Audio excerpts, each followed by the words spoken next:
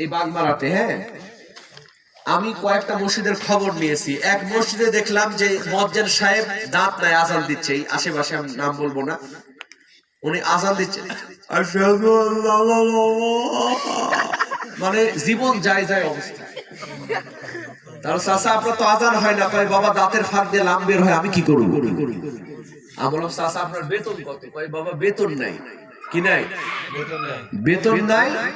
বছরে কয় মণ যেন ধানের কথা বললো, কয় মণ যেন ধান, এটাই হলো তার বেতন। তো বাজান আমাদের এই বাগমারাতে দেখা যায় যে একজন ইমামতিও করে, ক্ষেত খামারও করে, মুয়াজ্জিনও করে, ক্ষেত খামারিও করে। এখন তার মানে হলো যেই ইমামতি করে যেই বেতনটা পায় সেটা দিয়ে তার সংসার চলে না। আমি কিন্তু আমি যেহেতু আপনাদের গ্রামের সন্তান, আমি তো নিজের মতো করে কথা বলতেছি, বুঝছেন? না সমস্যা নাই, বলেন। ফতোয়া দিচ্ছি না, ফতোয়া এক জিনিস আর তাকওয়া আর এক জিনিস। আমি বুঝাই আপনাদেরকে বলতেছি, আমি নিজের মানুষ। তার মানে আপনারা এমন একটা বেতন তার জন্য নির্ধারণ করেছেন যে বেতনের কারণে তার হচ্ছে না, সে গিয়ে আবার ফসলের আবাদও করতেছে। তাহলে এখন প্রশ্ন হলো, আপনি যদি ওই রকম দেখে বাজান, ওই যে প্রশ্ন করলেন যে এই খতিবের কি হবে, তাহলে ওই রকম মানের যদি আপনি খতিব নিতে চান, তাহলে এমন একজন খতিবকে নিতে হবে যে খতিব ছাড়া অন্য কিছু করে না। যেন আমি নামাজ পড়াই গেটারট মসজিদে, রাজশাহী যে নগর ভবনের সামনে যে গেটারট লাল মসজিদ, এই মসজিদে আমি শুধু জুমা পড়াই। কি পড়াই? শুধু জুম্মা পড়াই। আমাকে টাকা দেয় তারা 15,000। কত? আমি জুম্মা পড়াই শুধু 4 জুম্মা, মানে শুধু শুক্রবারের দিন।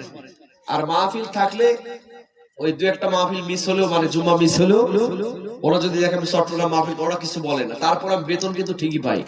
বুঝতে পারছেন? আমাদের ওই মসজিদের খতিব একজন, ইমাম একজন, মুয়াজ্জিন 2 জন, খাদেম একজন, তাহলে কয়জন হলো? তার মানে সেখানে লোকজন বেশি, টাকা বেশি, তাদের বেতনও। তো আপনারা বাবা যেহেতু গ্রামের মানুষ, সবারই আয় রোজগার কিছুটা কম, কথা কম, ঠিক কিনা? এটা তো আমরা সবাই জানি।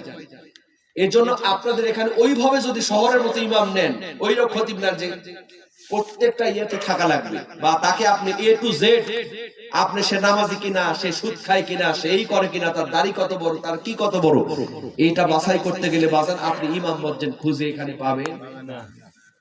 এখন আপনার এবার ফতোয়ায় আসতেছি, কোন খতিব সাহেব যদি নামাজ কাজা করে বিলের মধ্যে কাজ করে, বুঝতে হবে সে ফাসিক। সে কি?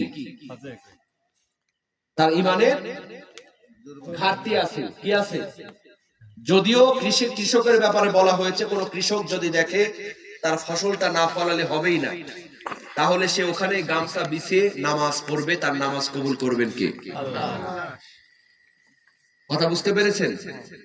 একজন রিকশা চালক, ভ্যান চালক যদি খুব কষ্ট করে, সে রিকশা চুরি হয়ে যাবে, রিকশা রেখে যদি ভ্যান রেখে মসজিদে ঢুকে, হুজুর তার ভ্যান চুরি হয়ে যাওয়ার সম্ভাবনা আছে।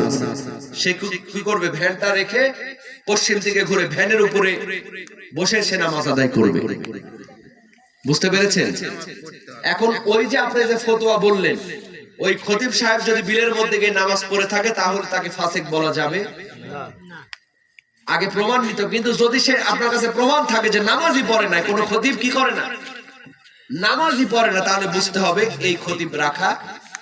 যে ব্যক্তি ডাইরেক্ট নামাজই পড়লো না, তার পিছনে নামাজ হবে? আপনি জেনে বুঝে নামাজ পড়তে পারবেন, কিন্তু বাজার খোঁজ নিতে হবে খতিব সাহেবকে আসলে নামাজ পড়ে না, বিলের মধ্যেই নামাজটা সেরে ফেলেছে। আচ্ছা, এবার আসুন নামাজের কোন কাজা। আচ্ছা, মহিলাদের একটা একটু কথা বলে যায় 10 মিনিট। মহিলাদের একটা মাসে একটা পিরিয়ড হয়, হয় কি হয় না? মাসিক যেটাকে বলে। রোজা হলে, রোজার মধ্যে হলে রোজা কাজা করে। বলেন তো মেয়েরা যে 7 দিন বা 5 দিন বা 3 দিন তাদের মাসিক হয়, পিরিয়ড হয়, তারা কি নামাজ আবার পরে না নামাজে মাফ?